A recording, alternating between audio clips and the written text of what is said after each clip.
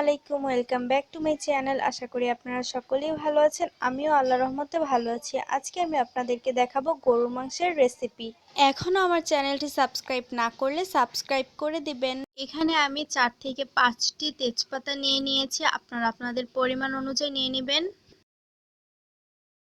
কয়েকটা দারচিনি ধুয়ে দিয়ে দিব। এখন আমি এখানে পরিমাণ অনুযায়ী আদা রসুন বাটা দিয়ে নিব। আপনারা আপনাদের পরিমাণ অনুযায়ী দিয়ে নেবেন।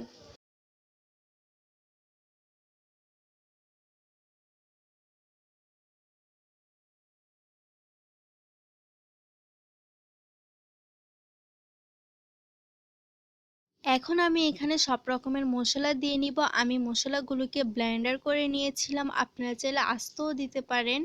দিয়ে দিব পরিমাণ অনুযায়ী লবণ,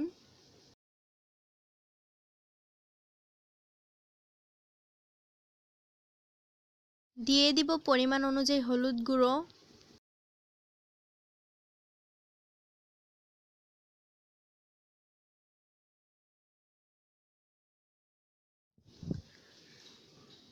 দিয়ে দিব পরিমাণ অনুযায়ী মরিচের গুঁড়ো।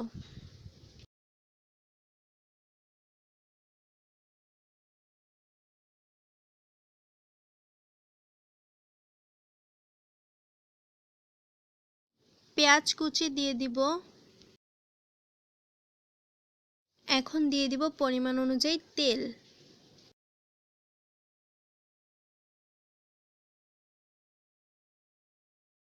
দিয়ে দিব ধনিয়ার গুঁড়ো,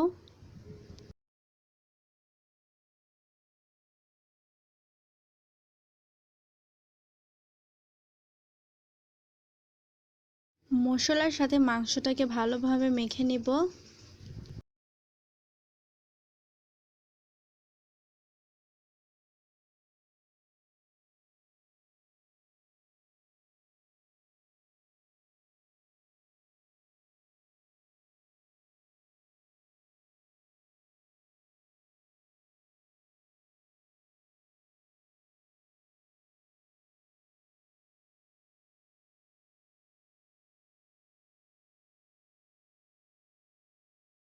আমার মাংসগুলোকে মশলার সাথে মাখানো শেষ। এখন আমি রান্না করতে চলে যাব।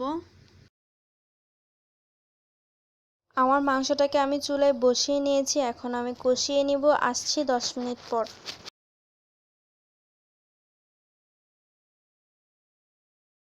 এখন আমি মাংসটাকে একটু নেড়ে নিব এবং ঢেকে দিব আবারও। আমার মাংসটাকে প্রায় কষানো শেষ, দেখতেই পাচ্ছেন। আমি মাংসটাকে প্রায় আধা ঘন্টা কষিয়ে নিয়েছি। এখন আমি ঝোলের জন্য মাংসতে পানি দিয়ে নিব পরিমাণ মতো।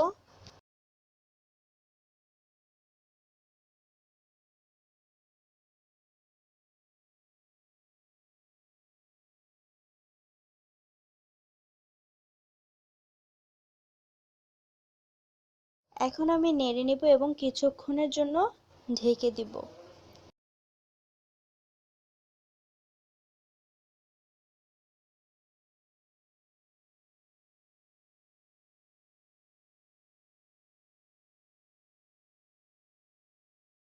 আমার মাংসটা হয়ে গিয়েছে। আমি উপরে জিরার গুঁড়ো দিয়ে নিয়েছি। এখন আমি আপনাদেরকে পরিবেশন করে দেখাচ্ছি কেমন হয়েছে। আমার গরুর গোশত রান্না শেষ। আপনাদের কাছে যদি আমার ভিডিওটা ভালো লেগে থাকে অবশ্যই সাবস্ক্রাইব, লাইক, শেয়ার এবং কমেন্ট করে আমার পাশে থাকবেন। আসসালামু আলাইকুম।